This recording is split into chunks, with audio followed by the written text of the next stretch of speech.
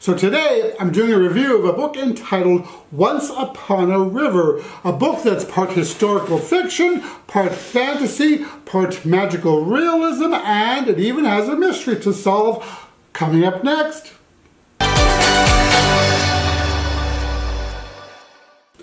So hello friends, today I'm doing a review of a book entitled Once Upon a River, written by Diane Setterfield. So the story takes place in the 1850s and revolves around the Swan, an ancient inn along the Thames in the town of Radcott, where lots of storytelling takes place.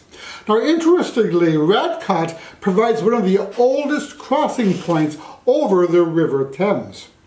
So, on the night of the winter solstice, someone is in the process of telling a story at the Swan when the door suddenly opens to a stranger who appears to be half drowned and quite wounded. In his arms is the lifeless body of a little girl who he had found floating in the river, though at first everyone in the pub thought that he was holding a large doll or a puppet. Nobody at the inn recognizes neither the man nor the child. So when Rita, the town's most reputable medical person, also a village nurse, arrives, they put the man, who is now unconscious, on a table, but he's alive and she tends to his wounds. Now the little girl, who they assume to be the man's daughter, isn't quite so fortunate. There's no heartbeat, she's not breathing, and her skin is bluish gray, and it's believed that the girl had drowned. So the girl's body is placed in a chilly back room for keeping until the authorities could be called.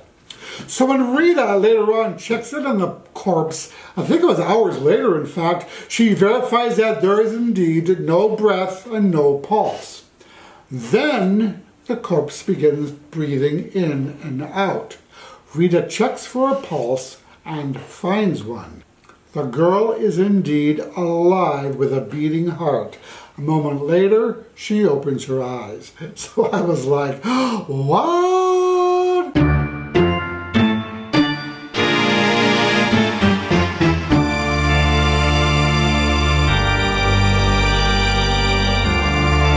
So the girl who was dead is now alive. So all of the local people come together to help solve the puzzle of the little girl who died and lived again.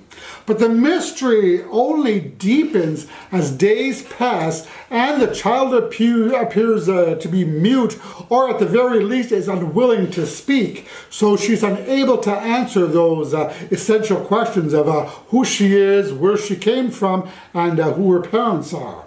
So of course the stories and fictions surrounding the little girl's appearance and the events of that evening grow more and more elaborate. But that's not the only mystery of the little girl here. There are three families eager to claim her. The Vagans, which is a wealthy family whose daughter Amelia went missing 2 years ago, I do believe. Then there's Lily White, the parson's housekeeper, who believes this girl is her missing sister Anne. And there's finally Robert Armstrong, who is positive that she is his son Robin's missing daughter from a secret liaison and is named Alice Armstrong. So the author really has created a compelling community of characters here, each with their own history and backstory, and all of which is essential to the story, though it might not seem evident at first glance. But no information can be gleaned from the girl, as she seems to be completely mute and is also pretty much unanimated, never appearing to recognize anyone or display any signs of recognition of anything, for that matter. So the only time her expression changes is when she's watching the river, as though she's waiting for someone or something to appear. But as the plot unravels, we quickly learn that there are several stories going on here in the book, each with their own mystery, and all of which is quite gripping. Now, in addition to the three families, there's also the mystery of Quietly, a mythical figure that kind of gives off the vibes of Charon from the river Styx. And he is purported to appear out of nowhere on the river to rescue those who need rescuing. Unless it's your time to cross the veil, and in that case, he ferries you across the river and you're never heard from again. So I think that the author really did a fantastic job of portraying a vivid, diverse cast of a small town community in the late 1800s. And I loved how the storyteller of the author is structured around the storytelling of the characters at the Swan, which I thought was a delightful homage to the art of storytelling. The idea of local people coming together on a cold winter's night to spin tales of magic next to a roaring fire really worked well for me, and I could almost imagine myself right there with them. So that created quite a vivid atmosphere for the novel. So, though the story has mystery, a gothic atmosphere, and a certain amount of suspense, I will say that this is a slow burner from start to finish, in that it is largely character-driven.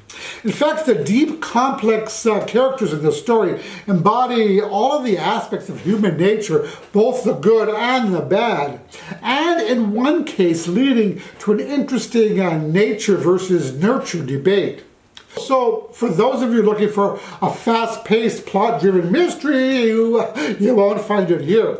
But if you're in the mood for a haunting, atmospheric story with enough magic to keep you wondering whether this is fantasy or a supernatural story or not, then this might be the novel for you. It also has plenty of emotional and relationship drama to keep your eyes glued to the book. I'll also say that there are a lot of characters and subplots to keep track of, but it's worth it to do so because the story often drifts off into a side story of one of these characters, which is not only interesting but also necessary to understanding the central story, which is that of a mute young lady, whether her name be Anne Amelia Alice or someone else altogether.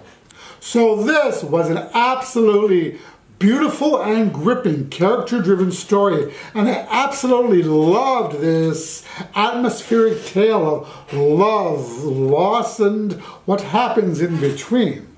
You know, it kind of felt like an eloquent fairy tale for adults with its dark landscape and eerie plotline and haunting surroundings.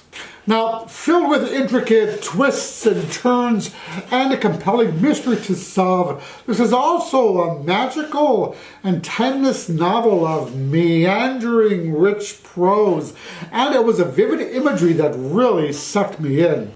So yeah, Once Upon the River, definitely a strong 5-star read for me. So have you read this book? If so, what did you think of it? Let me know in the comments. So that about does it. If you like this video, I'd appreciate if you click the like button below as it helps my channel out. And also consider subscribing to the channel if you haven't, and click the bell icon to be notified whenever I release new videos. So that about does it. I will talk to you all in the next video. Roger and out.